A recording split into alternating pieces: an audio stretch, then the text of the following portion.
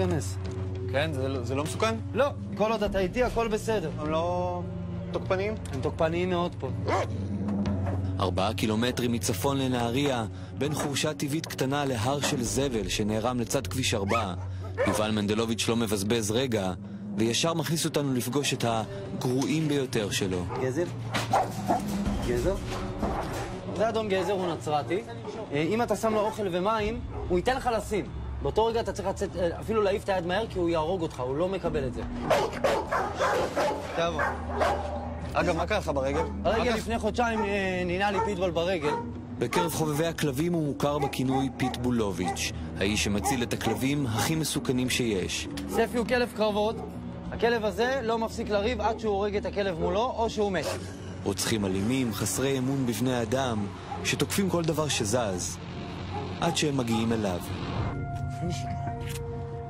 אני יכול ללטף אותו עכשיו? בטח, חופשי. הוא ישמח, חופשי. לא, נו, מה אני אומר לך? סתם. חופשי, מה? זה ספי. אז למה הוא מאחורי... הוא הורג עדיין כלבים, הוא בשיקום. כמה זמן שייקח לו, ייקח לו. הנה מאירה למשל. הוא מאוד אוהב. כפרה אבא שלנו. שב, צ'ה. והשלב הראשון של השיקום, לכל כלב, שם חדש.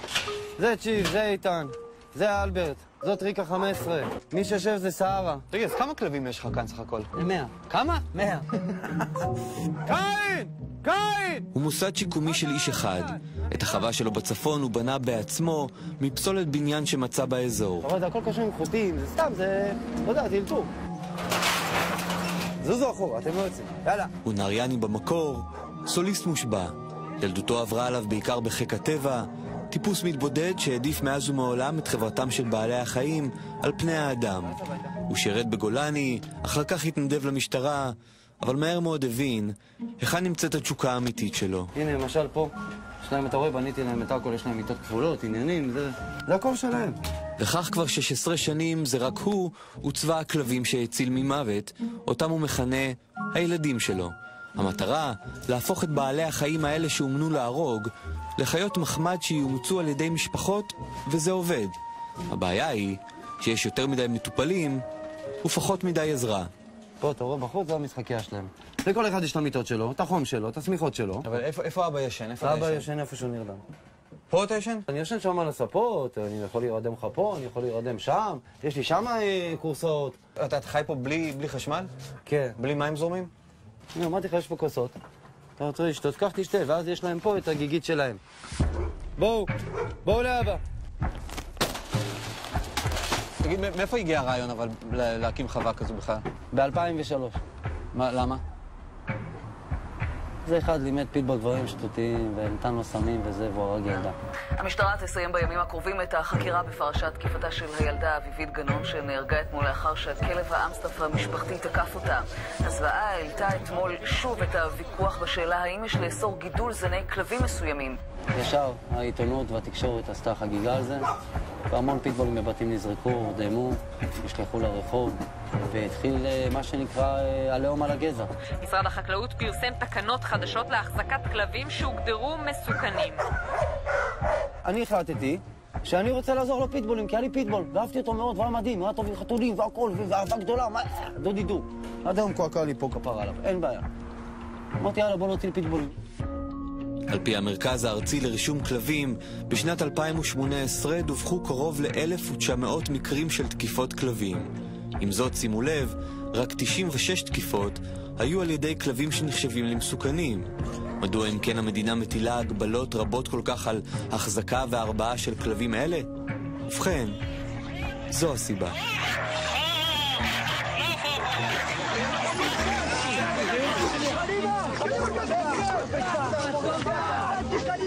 אתה לוקח כלב, פיטבול ועוד פיטבול, ונותן להם לריב עד המוות.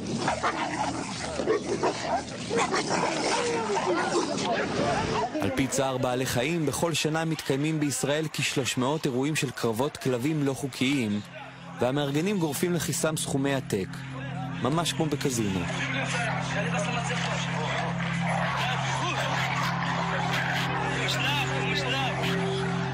אבל מה זה כלב? זה ילד מאוד תמים, שמה שתחשוף אותו זה מה שהוא ידע. ולרצות הבעלים שלו, יעשה הכל בשביל לרצות הבעלים שלו. מה עושים הכלבים האלה כדי להפוך אותם לרוצחים? יפה, אז זהו. אתה מגדל אותו לזה. הרבה חושך, תת אוכל, עניינים, הרבה קרבות, הרבה אלימות, הרבה אגרסיה. הוא יוצא רוצח. הוא נבהל, הוא מתגונן, הוא תוקף. בום!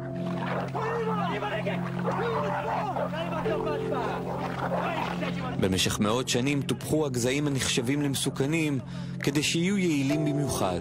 הם כבדים ושריריים, נאמנים מאוד ובעלי סף כאב גבוה. אכזריים הם לא.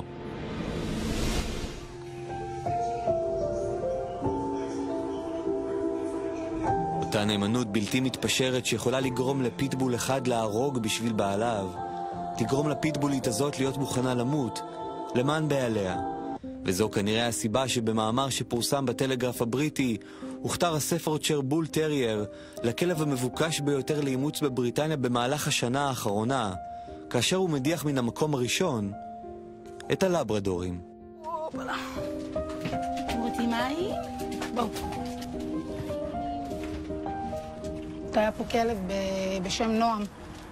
יובל הביא אותו מהמזבלה, התחלתי לבכות. כולו היה קרוע, הוא היה עם חתכים, כולו היה דם, מוגלות, הוא היה מסריח, הוא היה גמור. הוא היה בין החיים למוות. והכלב הזה היום בבית מהמם. סיוון גזי גרושה, אם לשתי בנות ושני פיטבולים. היא עובדת במשרה מלאה, ובין כל שאר עיסוקיה, היא מוצאת זמן להתנדב בחווה של יובל. אני לוקחת כלבים לטיפולים רפואיים, סירוסים, עיקורים, מה שצריך, מביאה לו אוכל. אם לא יהיה אוכל, אם הוא לא יהיה שמח, אם הוא לא מאושר ושלב, גם הם לא יהיו. הוא לא בן אדם שפוי כל כך. הוא בן אדם מאוד שפוי. ואת יודעת שהוא חייב להיות קצת משוגע כדי לעשות את זה, הרי הנה... הוא לא נורמטיבי והולך בבוקר ב8 בבוקר וחי כמו כולם לעבודה וחוזר בערב מהמפעל. יש לו חיים קצת שונים. קצת? קצת הרבה.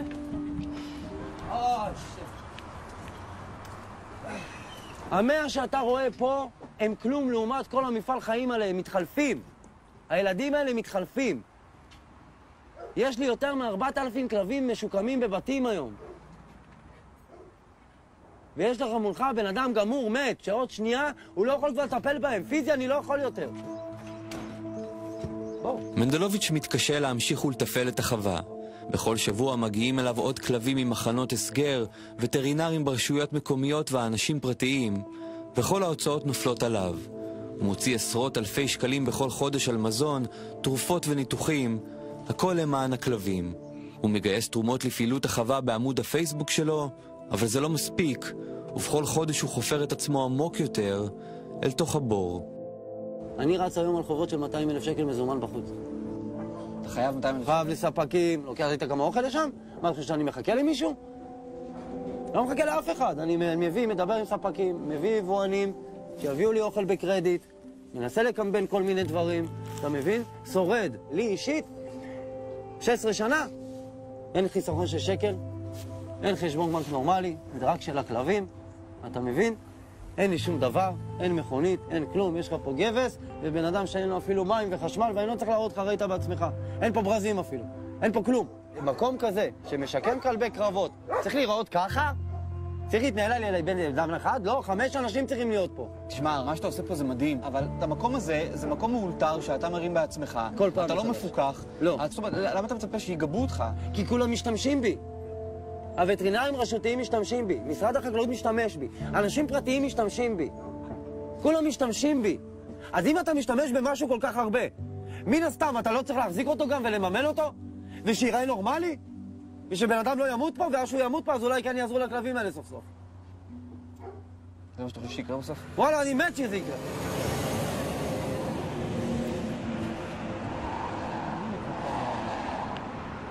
מה עם בת זוג? לא בא בחשבון, לא קיים. מה, לא הייתה? הייתה, נו, איפה היא? כפרה עליה, נשואה, 3 ילדים, חיים כמו מלכים, מגדלים את הילדה שלי, הכי טוב בעולם, מת עליהם, שרוף. ותודה לאלוהים שעשה את הצעד הזה. אוי ובואי מה הייתה צריכה להישאר פה. והילדה, איך קוראים לה? אריאל. בת כמה היא? 7. אתה רואה אותה? מתוך 7 האלה, בשני ידיים אנחנו יכולים לספור כמה אנחנו התראינו. באמת? אורגינל, האמת. אני מת על ילדים, אוהב ילדים, אני אוהב אותה והיא אוהבת אותי, יש בינינו תדר של אהבה מאוד חזק, ולא סתם היקום שלח לי אותה, כי רק היא מבינה אותי. שאני עצוב וממורמר ומרגיש כל כך אלוף כאבא, ש7 חודש לא ראה את הבת שלו ולא דיבר איתה כי הוא דפוק וחי בבלגן? היא אומרת לי, אתה שומר על האחים שלי. אני לא מדבר איתה כבר 1.5 חודשים, כי אני מפחד לשמוע אותה, כי הכלב של שתינו מת. אתה מבין? כי זה היה אח שלה. הוא גדל איתה מאפס. מאפס הוא גדל איתה ולא הצלחתי להציל אותה. והיא זו שמרגיעה אותי. אני לא רואה אותה. קשה לי להגיע אליה. בשביל להגיע אליה אני צריך מכונית להעמיס 10 כלבים, לסדר פה 4 שעות לפני וללכת להיות איתה 2 שעתיים. זה לא מצליח אף פעם. אף פעם זה לא מצליח. תראה, וואו, וואו, וואו, וואו, וואו, וואו. איזה בלגן, בוא תראה איזה בלגן. אבוש. אהבה שלי. אבוש. בוא נלך. לכיתה א' הגעתי. ביישנית וסקרנית. תגיד, אתה כבר ראית אותה ככה קוראת ככה יפה? לא, פעם ראשונה. אריאל, את יודעת מה אבא שלך עושה? מציל כלבים. אבל את יודעת, הוא עכשיו סיפר לי שהוא לא ראה אותך כבר הרבה זמן. אחרי שאני רואה אותו הולך משהו, אני לא רואה אותו הרבה זמן. אני יודעת שאני לא יכולה לראות אותו הרבה פעמים, כי הוא עובד. את רוצה לראות אותו יותר?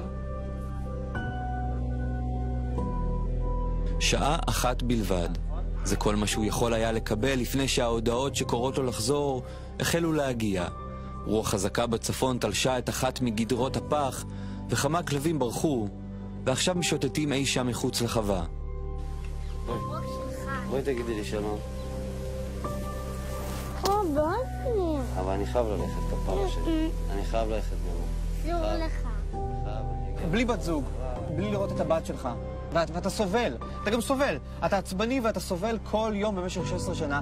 לא בא לך להגיד, פאק איט, די, אני עשיתי את שלי. לא, אני טוטלי, לא. עשיתי בחירה, אני עומד בבחירה שלי, זהו. נגמר הסיפור.